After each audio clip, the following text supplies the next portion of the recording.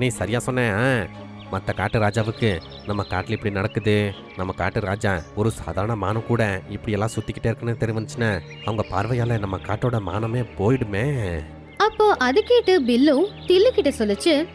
இன்னைக்கு நம்ம காட்டு எல்லா வாசிங்களை தெரியாமல் ஒன்று கூடவே நான் கிட்ட பேசுகிறேன்.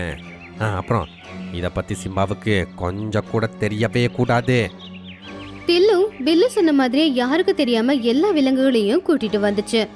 அப்போ பில்லு விலங்குகளை பார்த்து சத்தமா இப்படி சொல்லுச்சு.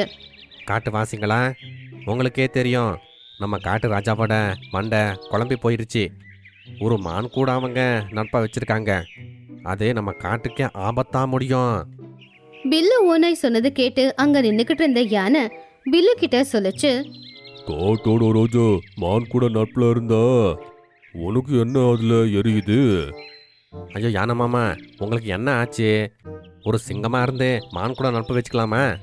அது வீரத்துக்கே அவமானம். ஆனா சிம்பா இப்படியெல்லாம் பண்றது பார்த்தா அவங்கள யாருமே மதிக்கவே மாட்டாங்க. இதை பார்த்து மற்ற காட்டு ராஜா நம்ம காட்டு ராஜா மேல தாக்குதல் நடத்துவாங்க. பில்லு ஓனாய் சொன்னதை கேட்டு அங்க நின்னுக்கிட்டு இருந்த மீனும் நரி ரொம்ப கவலையா சொல்லுச்சு. அப்படின்னா நீ சொல்லு, நாம எல்லாரும் என்ன பண்ணணும்?